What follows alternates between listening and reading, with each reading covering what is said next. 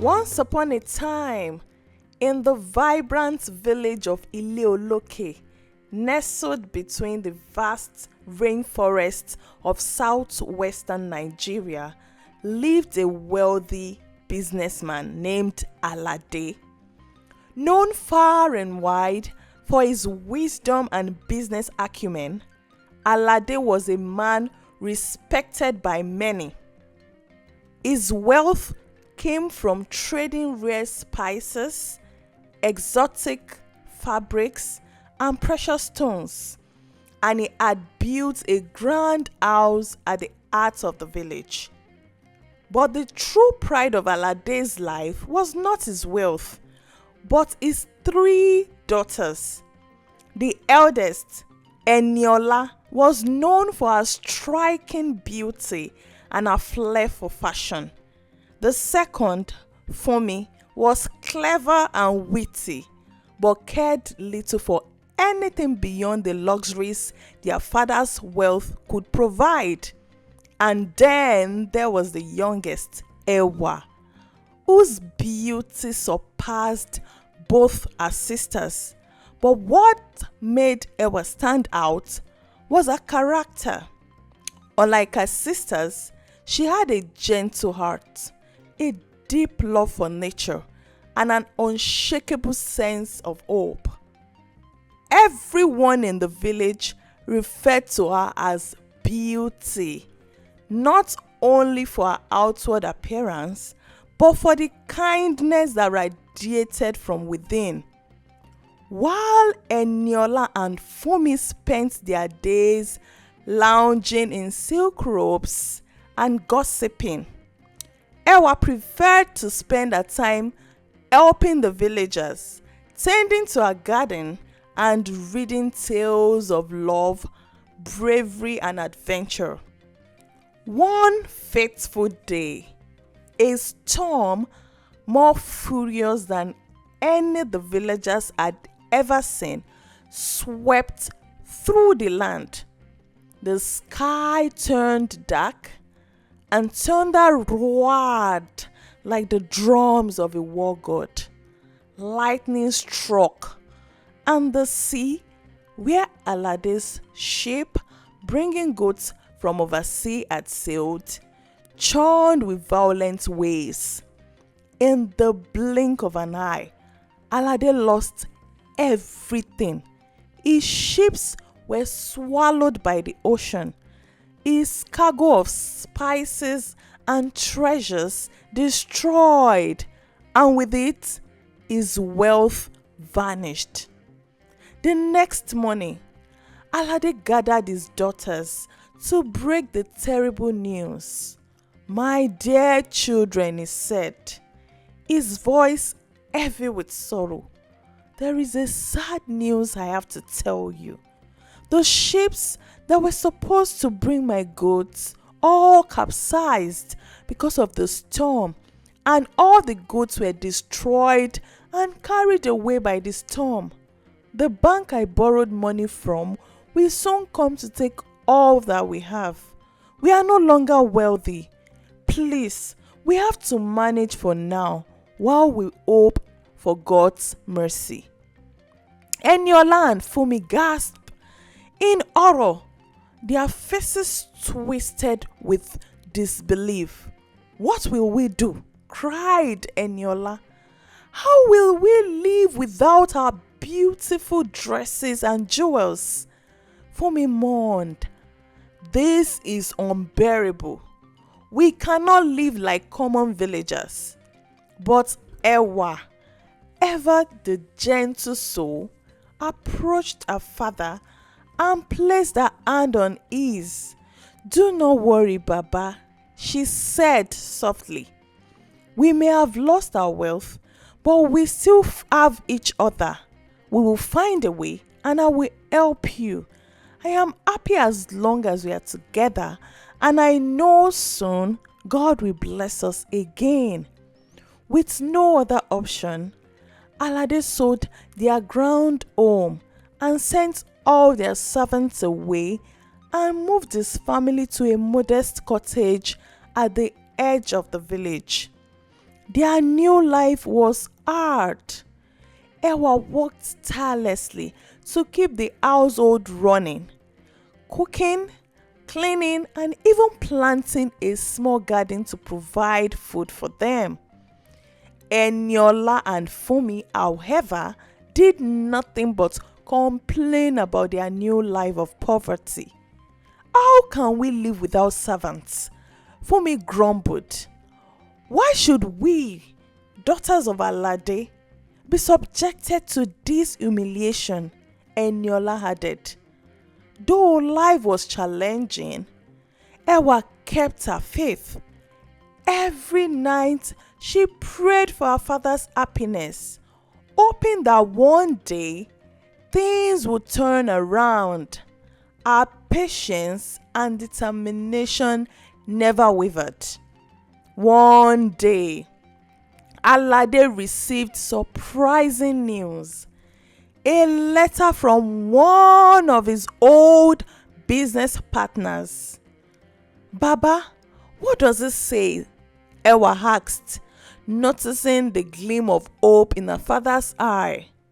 One of my sheeps, long thought lost, has been found and returned to the Apapa port in Lagos, Alade said, barely able to contain his excitement.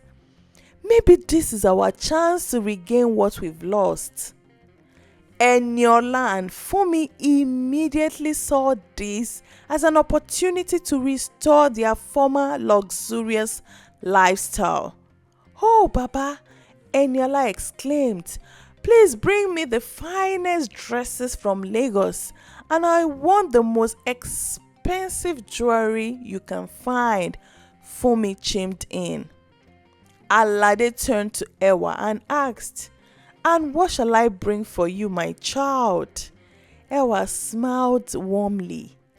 All I want is for you to return home safely, Baba. You can bring home some beautiful flowers for me if you see any on your way home. The next day, Alade set off for the port with a heart full of hope.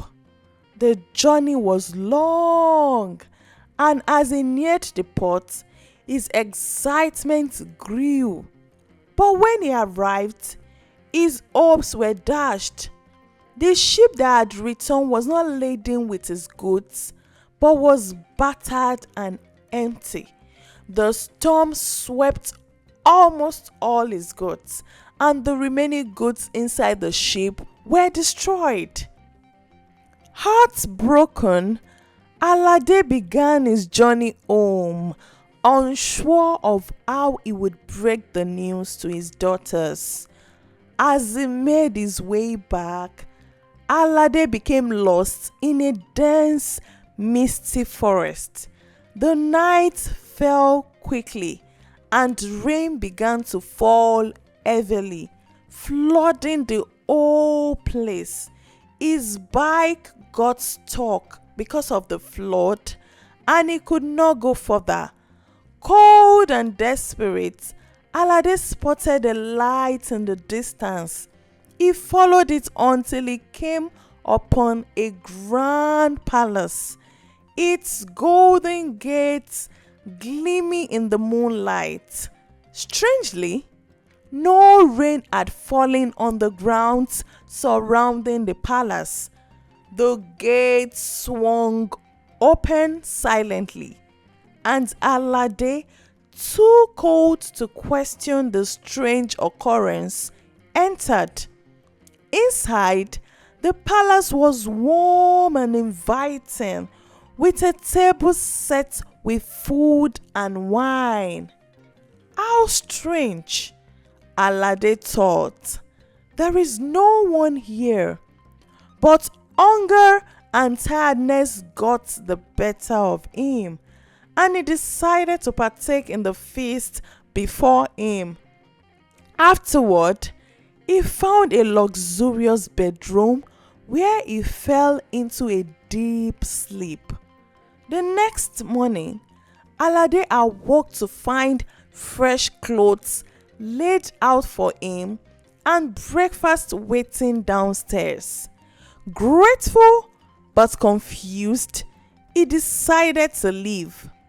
As he stepped outside, he saw a magnificent garden filled with the most beautiful flowers he had ever seen. He remembered Ewa as he stared at those beautiful flowers and decided to pick some for her daughter. No sooner had he plucked the flower than a deafening sound filled the air. Alade turned to see a fearsome creature, a beast towering over him with eyes glowing like embers and claws as sharp as knives. "Who dares steal my roses?" the beast shouted. "Is this how you repay my kindness?" Terrified, Alade fell to his knees. "Please forgive me. I meant no harm. The flower is for my youngest daughter, Ewa. I didn't think anyone would mind if I took just some." The beast studied him for a long moment before speaking. "I will spare your life on one condition. You must bring your daughter to live here in my palace.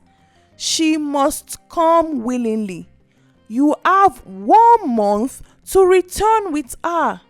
If you fail, I will come for you myself."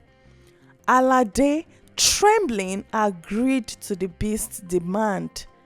He took his bike and rode back to his village, and as promised, the beast allowed him to take the flowers for Ewa. When Alade returned home, his daughters greeted him eagerly. Eniola and Fumi pestered him about their gifts, but Alade had eyes only on Ewa. "Baba, what is wrong?" she asked, sensing the weight of his burden.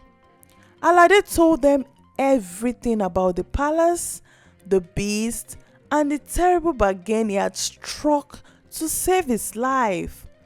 Eniola and Fumi shouted in horror. "It's all your fault, Ewa," Eniola snapped. "If you had not asked for that foolish flower, none of this would have happened." But Ewa, calm as ever, simply said, "I asked for the flower, so I will go to the beast. It is my duty to save Baba." Despite her father's protests and her sister's jealousy, Ewa remained firm in her decision. A week later, she and Alade set off for the palace. As they neared the beast's domain, the forest seemed to come alive with magic. The trees shimmered with golden leaves, and the path before them glowed with soft light. When they arrived at the palace, the beast awaited them in the grand hall. "Good evening, beauty," the beast said in a voice that was more gentle than Alade remembered. "Have you come willingly?" "Yes," Ewa replied bravely, though her heart pounded in her chest. The beast nodded and turned to Alade. "You are free to leave. There is a car waiting for you outside, and it carries money to ease your journey home." Alade, with tears in his eyes, embraced his daughter. "Ewa, I am so sorry." "Do not worry, Baba," she said, smiling through her tears and fears. "I will be fine." After her father left, the beast led Ewa to her room, a grand, beautifully decorated chamber with a bed draped in fine silks. "This is your home now," the beast said. You are free to explore the palace and gardens. You will never want for anything. And so, Ewa began her life in the beast's palace. Though she was frightened at first, she soon realized that the beast was not cruel. Every evening, they dined together, and the beast would ask her the same question. Ewa, will you marry me? Each time, Ewa would gently refuse, and each time, the beast would nod sadly and wish her good night. Despite his frightening appearance, the beast was kind and thoughtful, and Ewa began to feel more at ease in his presence. The palace too was enchanting. The gardens bloomed with flowers of every color, and magical creatures danced through the trees. The palace seemed to be more alive with its own mysterious magic, and Ewa found herself drawn to its beauty. But as time passed, Ewa began to miss her family. The beast noticed her growing sadness and asked, "Why are you unhappy?" "I miss my father," Ewa admitted, "and I worry for him. Can I visit him just for a short time?" The beast hesitated, his glowing eyes filled with concern. "You can go," he said finally, "but you must promise to return in 1 week. If you do not come back, you will find me dead." "I promise," Ewa said, her heart aching at the thought of causing him pain. The next morning, a car was parked outside the palace to transport her home. Ewa got dressed and the beast ushered her in, and she found herself in her father's house. Alade was overjoyed to see his daughter, and Eniola and Fumi, though envious, welcomed her back with feigned warmth. For days, Ewa enjoyed being with her family again, but as the week came to an end, her sisters, jealous of her new life, began to scheme. "Stay a little longer," Fumi said sweetly. "Surely the beast can wait a few more days. It doesn't seem so bad after all." Eniola added, "You deserve some happiness after all you have sacrificed." Against her better judgment, Ewa stayed longer than she had promised. But one night, she had a terrible dream. She saw the beast lying on the ground, his eyes closed, his body still and cold. "No," she cried, waking with a start. "What have I done?" In a panic, she stood up instantly and begged her father to drive her back to the palace in the forest. Immediately she came down from the car, she rushed through the halls, calling for the beast. She found him in the garden, lying among the flowers, his breathing shallow, his eyes barely open. "Oh no!" she cried, kneeling beside him. "Please don't die. I didn't mean to break my promise." The beast looked at her with his sad eyes. "I thought you would never return," he whispered. "I'm here now," Ewa said, tears streaming down her face. "I didn't realize how much I cared for you until I thought I'd lose you. Please don't leave me. I love you." As soon as the words left her lips, The garden was bathed in a brilliant light. Ewa stepped back as the beast's form began to change. His fur disappeared, his claws retracted, and before her stood a handsome young man dressed in royal robes. Ewa, the man said, his voice soft but familiar. You have broken the curse. I was once a prince, but a wicked witch turned me into a beast. I could only be freed when someone loved me for who I truly am. You have freed me with your love. Ewa gasped. You were the beast all along? The prince nodded. Yes, and now I am free, thanks to you. Overjoyed, Ewa and the prince returned to her village, where they were married in a grand celebration. The villagers rejoiced, for they had always known that Ewa was destined for greatness. The prince and Ewa ruled the land with kindness and wisdom, and their love story became the stuff of legend. And so they lived happily ever after, teaching everyone that true beauty lies not in the outward appearances, but in the goodness of one's heart, and that love can break even the most powerful of curses.